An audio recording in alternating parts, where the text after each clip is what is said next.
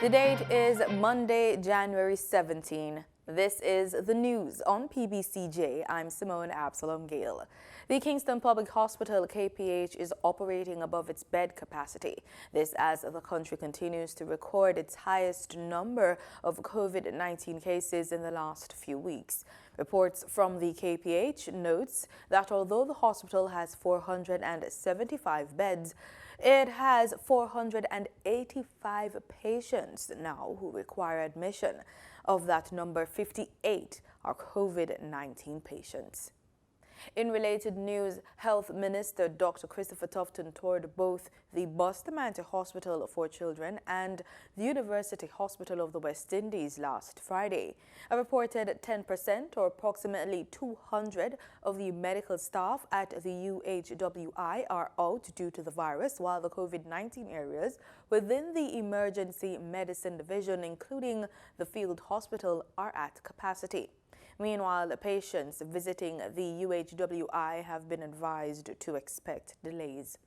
The Bustamante Hospital for Children is recording a growing number of admissions for COVID-19. Some 10 clinics have had to be cancelled while hospital staff tries to cater to the essential cases.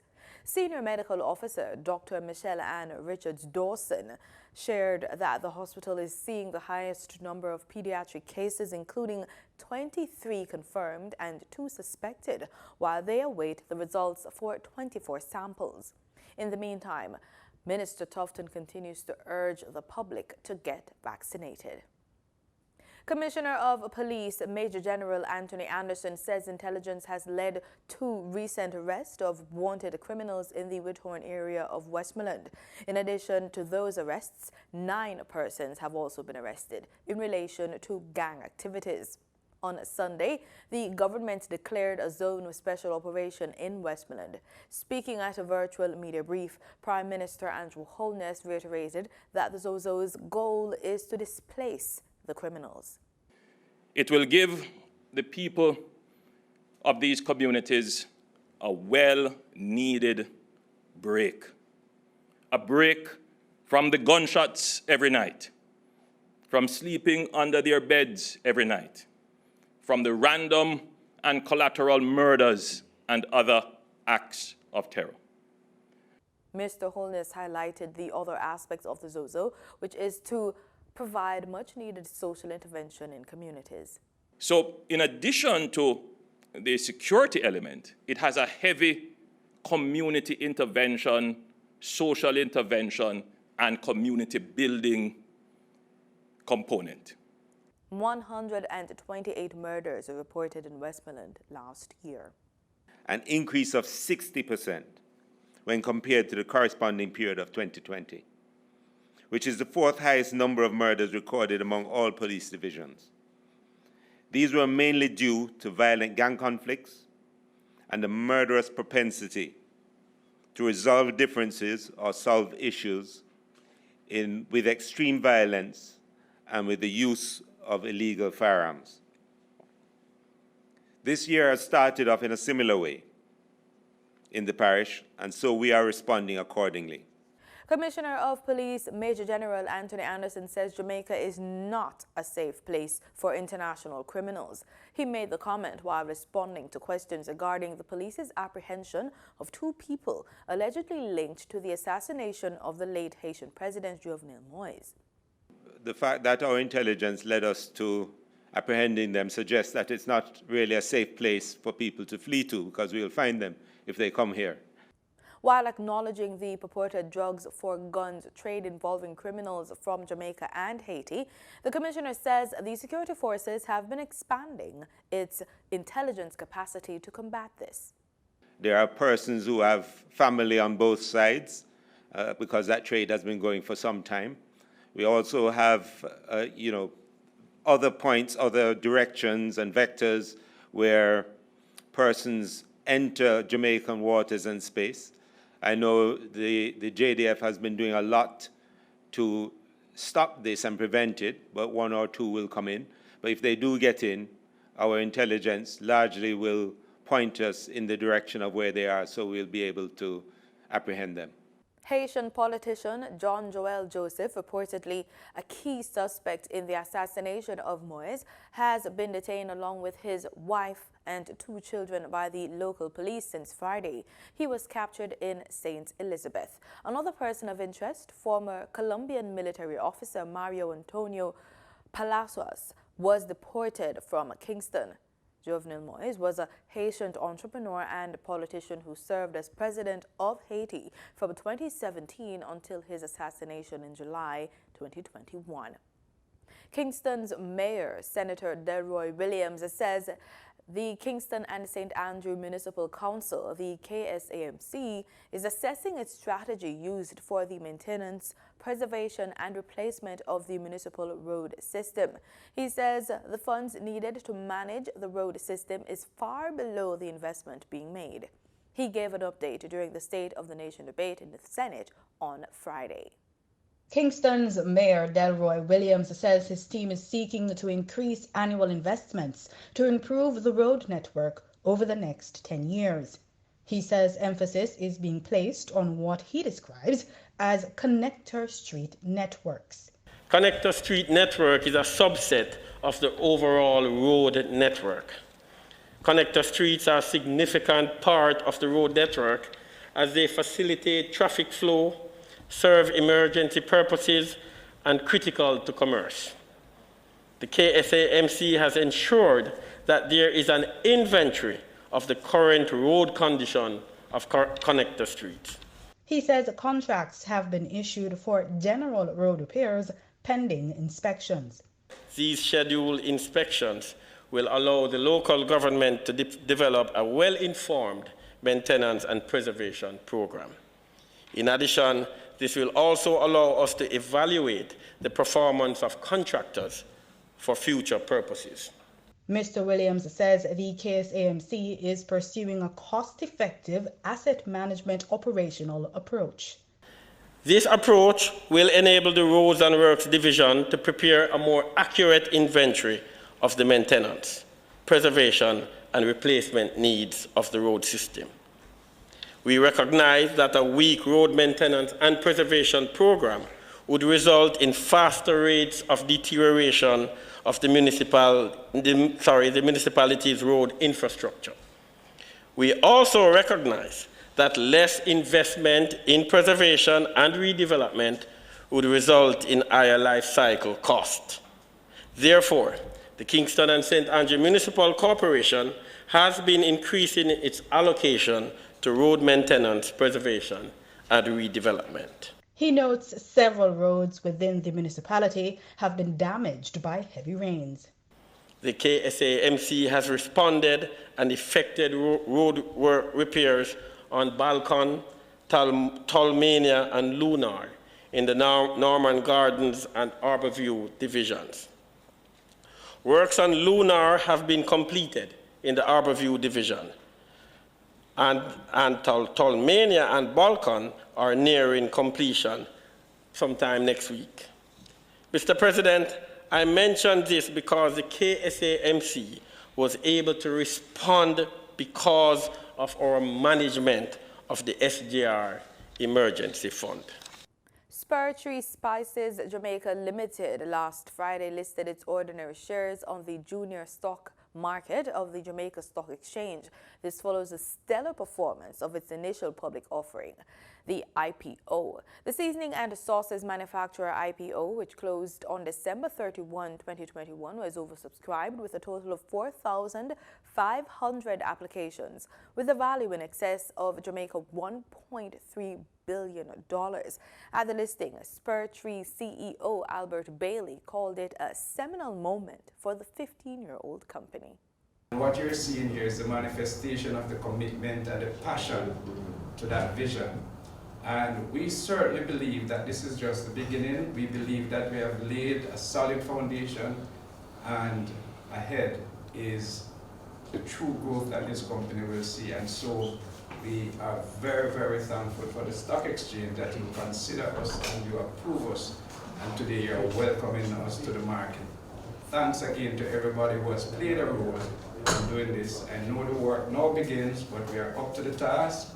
our shoulders are braced for what is ahead of us, and I just want in closing to commit that we will be a model citizen on the stock exchange. We now join Gabrielle Thompson at the business desk as she brings us up to speed on the latest market shifts.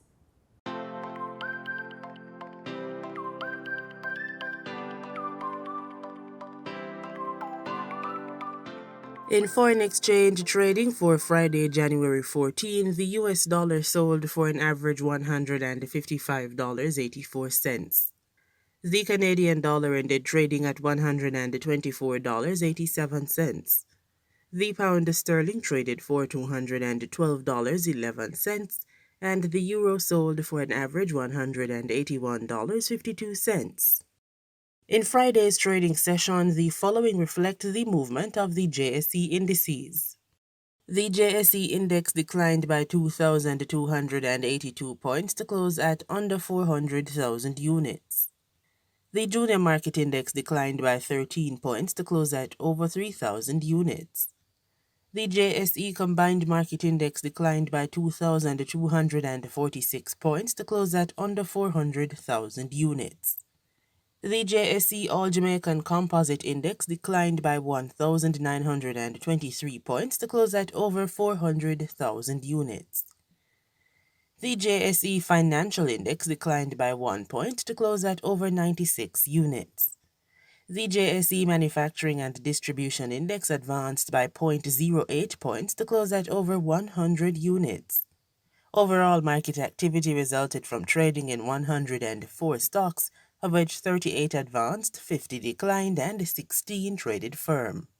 Stocks advanced for Access Financial Services Limited, Berger Paints Jamaica Limited, and CAC 2000 Limited. Stocks declined for 138 Student Living Jamaica Limited, 1834 Investments Limited, and AMG Packaging and Paper Company Limited.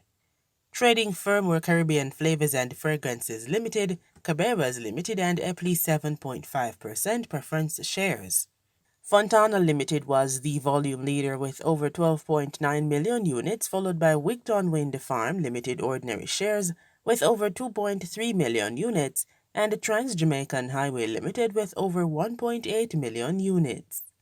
In market data for oil, prices were steady on Monday as investor bets that global supply will remain tight amid restraint by major producers were offset by a rise in Libyan output.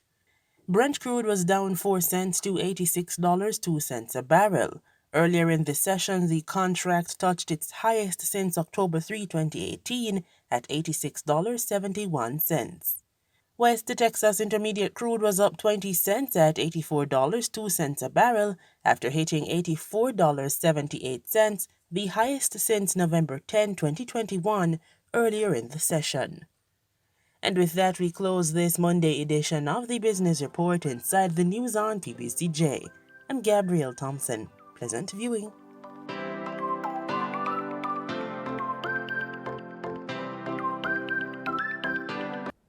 In news from across the region, we begin in Grenada as the Ministry of Health recorded its first death since Grenada's second wave of the coronavirus. It was announced that schools will continue in a staggered approach this week with adherence to the 6-foot physical distancing protocols.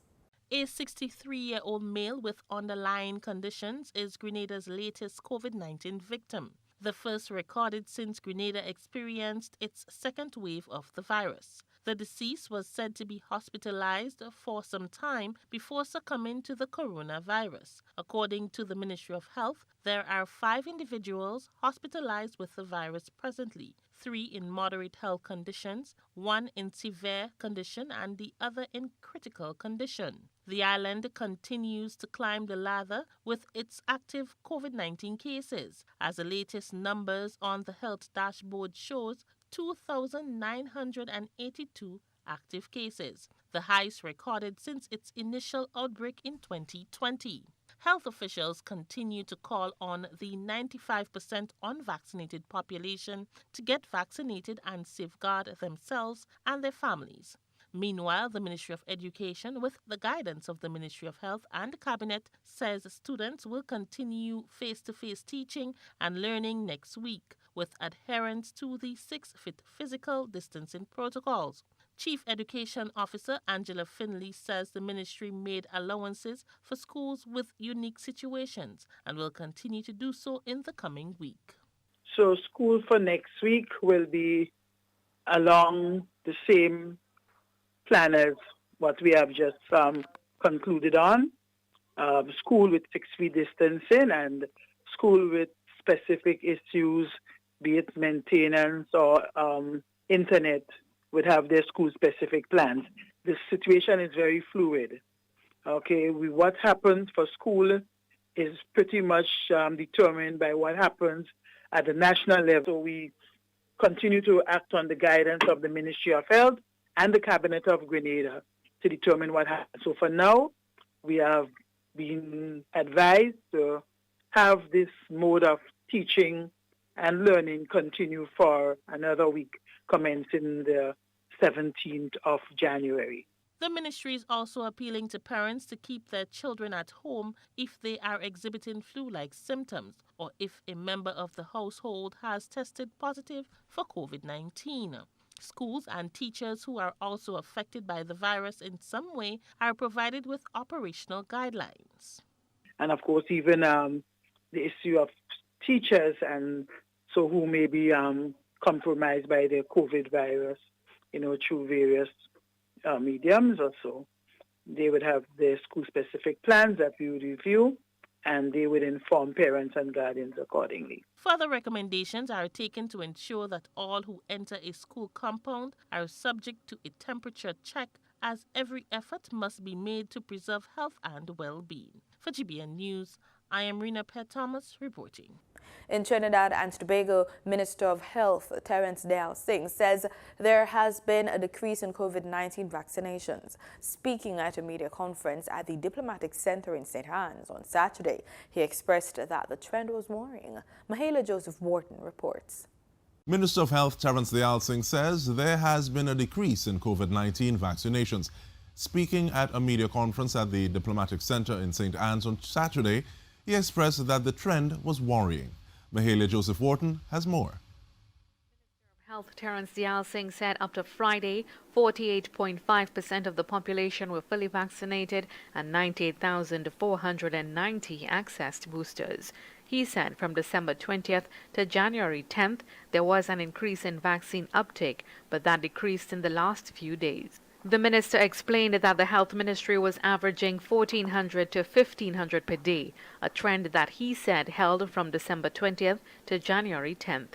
He said first shots are now below 1,000 a day. We started to see a decline from Tuesday of this week, where we went down to 1,302, Wednesday 1,159, and then unfortunately Thursday and Friday we dipped below 1,000.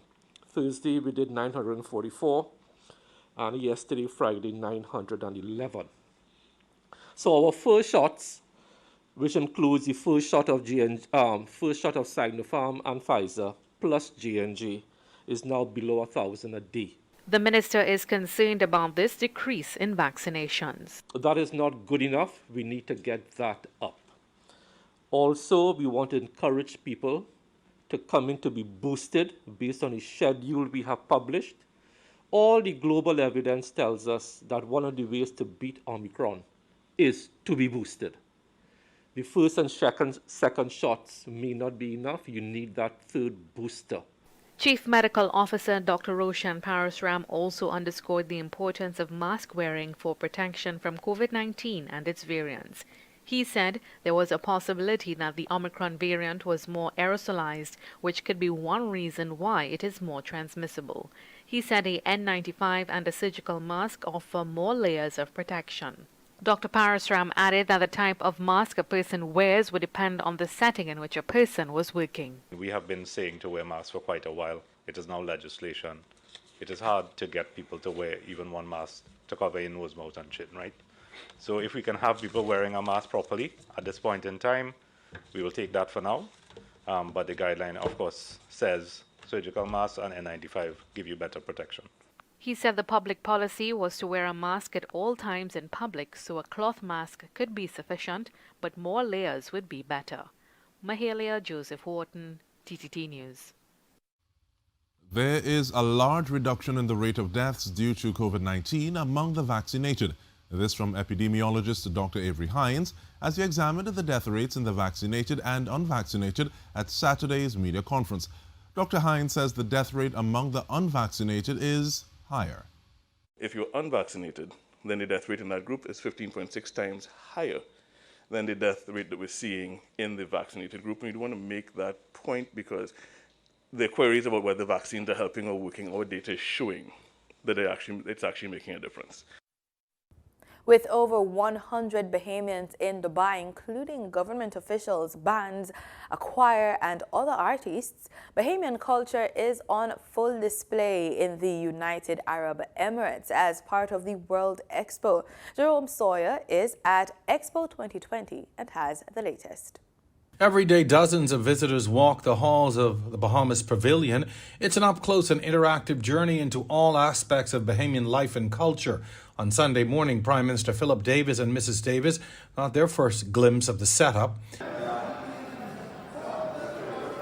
The organizing committee spent 5 years preparing this showcase, and since October, visitors have enjoyed presentations on everything from conch salad making to marching flamingos to exquisite and unique artwork and, of course, Junkanoo. Visitors to the World Expo site Sunday also experiencing Bahamian culture through several live performances. But these performances are not without controversy. Those not invited to take part have taken their frustrations to social media. You cannot question the fact that we have brought the finest Bahamian entertainers existing today. Dylan McKenzie is here, as I said, okay? Funky D, long-standing, is here. Lady E, I mean, what do you want? Because I'm not here, we don't, how did they term it? We don't have the best of the best here. Who's better than the Royal Bahamas Police Force Band? Huh? Who is better than the young upstart Bahamas All-Stars Marching Band? Huh? Who is better than higher level band who play practically for every major function in the Bahamas? And the show did go on from the outdoor stage with Shabak's repertoire of traditional Bahamian music to the indoor dramatic performance of Dynamite Daisy and cast. Our job is to bring a message, and that's what we did with the play. It's a message of reconciliation. You could say that, reconciliation. The pavilion, a multi-million-dollar rent-free gift to the Bahamas from the UAE government, came in part to the efforts of the Bahamas' ambassador to the United Arab Emirates, His Excellency Tony Jody. This is to be one of the best events ever that will happen to the Bahamas, I could tell you, overseas. The ambassador is confident this official visit has major investment opportunities and partnership potential. Never ever we had a Bahamian leader visit the Middle East or anywhere, any part of the Middle East. So in my eyes, in my opinion, this bold movement of our Prime Minister is really a point of strength, is a point of boldness, and a bold of looking towards the future. Well, tomorrow will be a big day for us here in Dubai. It's Bahamas National Day. Prime Minister Davis will lead a delegation of performers who are expected to showcase the rich culture and heritage of the Bahamas in ways unseen in these parts. For now, in Dubai, reporting for our news, I'm Jerome Sawyer. In sports, we kick off with football. The next assignment for the Reggae Boyz is a friendly international against Peru. Early Monday morning, our news team caught up with new coach Paul Hall as the team prepared to board their flight at the Norman Manley International Airport. More from Marlon Samuels. The Reggae Boyz friendly international against Peru will be played in that country on January 20. The match is the first for Paul Hall as interim coach, who filled the vacancy following the sacking of previous coach Theodore Whitmore last December. Well, you know, it's the start of a long process, hopefully, and hopefully we can go out there and give a good account of ourselves and have a good first game. We know that Peru are a good team, so we're going down there with good expectations of ourselves, and hopefully we give a good account of ourselves in the game.